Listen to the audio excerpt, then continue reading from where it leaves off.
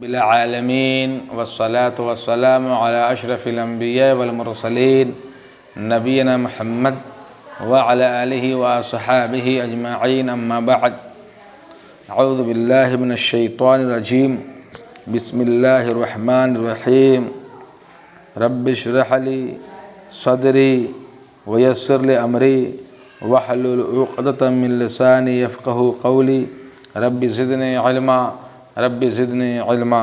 سامعین کرام، دینی ملی بھائیوں، بزرگوں اور دوستوں، آج کے درس کا عنوان ہے مس الذکر و حکمہ۔ مس الذکر و حکمہ۔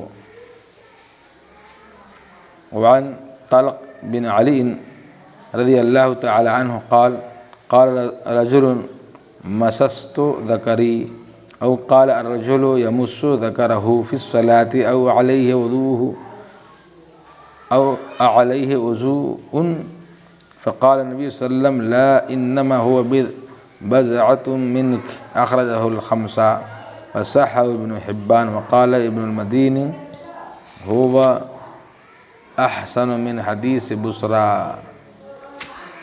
آج کے درس کا عنوان ہے ذکر کے چھونے کا حکم۔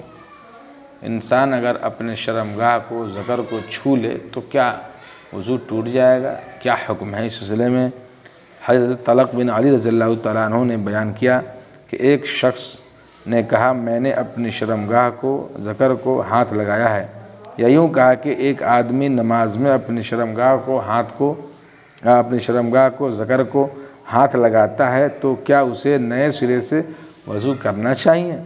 تو نبی کریم صلی اللہ علیہ وسلم نے فرمایا نہیں، وہ تو تیرے اپنے جسم کا ایک ٹکڑا ہے۔ ذکر کو، شرمگاہ کو کہا نماز کی حالت میں چھونے کی وجہ سے، کیونکہ وہ جسم کا ایک ٹکڑا ہے، گوشت کا ایک ٹکڑا ہے۔ اسے پانچوں نے روایت کیا ہے اور ابن حبان نے اسے صحیح قرار دیا ہے۔ ابن مدینی کہتے ہیں کہ بصرہ کی حدیث سے یہ حدیث بہت بہتر ہے۔ او قال، اس میں فاعل وہ ضمیر ہے جو اس میں مخفی ہے، اور جس مرد کا پہلے ذکر آیا ہے اس کی طرف راجع ہے۔ الرجل یمسو، مفزدہ اور خبر بضعۃ، با پر فتح اور کسرت دونوں جائز ہے، بضعۃ اور بضعۃ، اور ذات ساکن، معنی اس کے گوشت کا ٹکڑا، جسم کا عضو۔ منکا سے مراد کہ تیرے جسم کا ٹکڑا ہے، تیرے جسم کا عضو ہے، انگ ہے، جس طرح دیگر اعضاء جسم ہیں اسی طرح یہ بھی ہاتھ پاؤں کی طرح گوشت کا ٹکڑا ہے۔ یہ تو معلوم شدہ ہے کہ انسان اپنے جسم کے کسی دوسرے حصہ کو چھو کر وضو نہیں کرتا، تو اسی طرح شرمگاہ کو چھو لینے سے بھی وضو کی ضرورت نہیں ہے، وضو نہیں ٹوٹتا ہے۔ جو بھی اس کلام پر غور و فکر کرے گا وہ سمجھ جائے گا کہ یہ قیاس و اجتہاد کی بنا پر تھا، اور اس وقت شرمگاہ کو چھونے کے بارے میں نفی یا اثبات میں کوئی واضح حکم نہیں دیا گیا۔ علی بن عبداللہ جو ابن المدینی کے نام سے مشہور ہیں، 161 ہجری میں پیدا ہوئے اور 224 میں وفات پائی۔ یہ امام بخاری رحمۃ اللہ علیہ اور ابو داؤد کے اساتذہ میں سے ہیں۔ ترمذی نے کہا ہے بہت سے صحابہ رضی اللہ تعالی علیہم اجمعین اور تابعین مس ذکر یعنی شرمگاہ کو چھونے سے وضو کے قائل نہ تھے۔ علی بن عبداللہ یعنی ابن المدینی اور ابن مبارک اور اہل کوفہ بھی اسی کے قائل ہیں۔ دوسری طرف بہت سے صحابہ و تابعین مس ذکر سے وضو ٹوٹ جانے کے قائل ہیں۔ ان کی دلیل بصرہ کی روایت ہے جو آئندہ آ رہی ہے۔ امام احمد رحمۃ اللہ علیہ اور امام شافعی رحمۃ اللہ علیہ اسی کی قائل ہیں۔ طلق بن علی، ابو علی ان کی کنیت ہے، طا پر فتحہ، لام ساکن، طلق نسب نامہ یوں ہے طلق بن علی بن طلق بن عمر حنفی یمامی۔ جب نبی کریم صلی اللہ علیہ وسلم مدینہ منورہ میں تشریف لائے اسی وقت یہ آپ صلی اللہ علیہ وسلم کی خدمت میں حاضر ہوئے اور مسجد نبوی کی تعمیر میں زور و شور اور ذوق و شوق سے حصہ لیا۔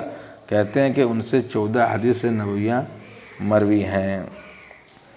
دوسری حدیث ہے وعن بصرہ بنت صفوان رضی اللہ تعالی عنہ ان رسول اللہ صلی اللہ علیہ وسلم قال من مس ذکرہ فلیتوضأ۔ بصرہ بنت صفوان رضی اللہ تعالیٰ عنہ کہتی ہے کہ رسول اللہ صلی اللہ علیہ وسلم نے فرمایا جس نے اپنی شرمگاہ کو ہاتھ لگایا اسے وضو کرنا چاہیے۔ اسے پانچوں نے روایت کیا ہے۔ ترمذی اور ابن حبان نے صحیح قرار دیا ہے۔ امام بخاری کی رائے یہ ہے کہ اس باب میں یہ صحیح ترین حدیث ہے۔ مم مسا ذکرہ، جس نے اپنی شرمگاہ کو ہاتھ لگایا، چھوا، یا ایسی حالت میں جبکہ درمیان میں کوئی چیز حائل نہ ہو، فلیتوضأ، اسے وضو کرنا چاہیے، یعنی نئے سرے سے نماز کے لیے وضو کرنا چاہیے۔ یہ حدیث صریح طور پر اس بات پر دلالت کرتی ہے کہ مس ذکر شرمگاہ کو چھونے سے وضو ٹوٹ جاتا ہے، اور یہی راجح قول ہے، اسی لیے کہ کلام میں ایک مقرر حکم ہے، اجتہاد کا اس میں کوئی عمل دخل نہیں۔ متیقن ائمہ جن میں امام شافعی، ابو زرعہ، ابو حاتم اور دارقطنی، بہقی، ابن جوزی شامل ہیں، نے طلق بن علی سے مروی حدیث کو ضعیف اور بصرہ بنت صفوان سے مروی حدیث کو صحیح قرار دیا ہے، اور جہاں تک ابن مدینی کے اس قول کا تعلق ہے طلق بن علی کی روایت بصرہ کی روایت سے زیادہ بہتر ہے، اس رائے کو ائمہ نے قبول نہیں کیا۔ تقریباً 18 صحابہ کرام نے سے بصرہ والی حدیث کی تائید میں مروی ہے۔ مزید برآں یہ کہ بصرہ والی حدیث کی سند کی راوی صحیحین کے راویوں کے ہم پلہ ہیں، اور طلق بن علی کی روایت کے سند کے راویوں میں سے ایک بھی ایسا نہیں جو صحیحین کے راویوں جیسا ہو، اور ابو ہریرہ رضی اللہ تعالیٰ عنہ ان راویوں میں سے ہیں جو مس ذکر سے وضو ٹوٹنے کے قائل ہیں اور راوی حدیث ہیں۔ یہ طلق بن علی کی آمد کے 6 سال یا اس سے بھی زیادہ عرصہ بعد اسلام لائے تھے، اور طلق بن علی ابتدا ہی میں جبکہ نبی کریم صلی اللہ علیہ وسلم ہجرت فرما کر مدینہ تشریف لائے تھے اور مسجد نبوی کی تعمیر شروع کی، مدینہ میں آئے تھے، پھر اپنے وطن یمامہ کی طرف واپس چلے گئے۔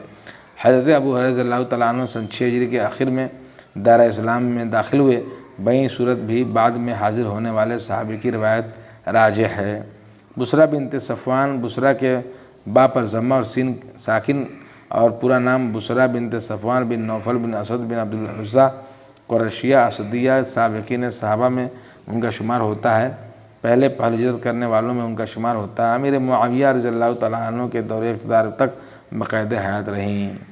تو میرے محترم بزرگ دوستو، دو طرح کی حدیث ہے، لیکن صحیح اور راجح اور زیادہ اقرب بات یہی ہے کہ جو ذکر کو چھو لے، اور خاص طور سے جب اس پر کپڑا نہ ہو تو وضو اس کا ٹوٹ جائے گا، اسے وضو کرنا چاہیے، اور اگر کپڑے کے ساتھ ہے تو گنجائش ہے۔ اس طرح کی بھی صورت نکالی گئی ہے۔ اللہ تعالیٰ سے دعا ہے کہ اللہ تبارک تعالیٰ ہمیں سنت کے مطابق عمل کرنے کی توفیق عطا فرمائے۔ وصلی اللہ علی نبینا محمد وعلی آلہ وصحبہ اجمعین۔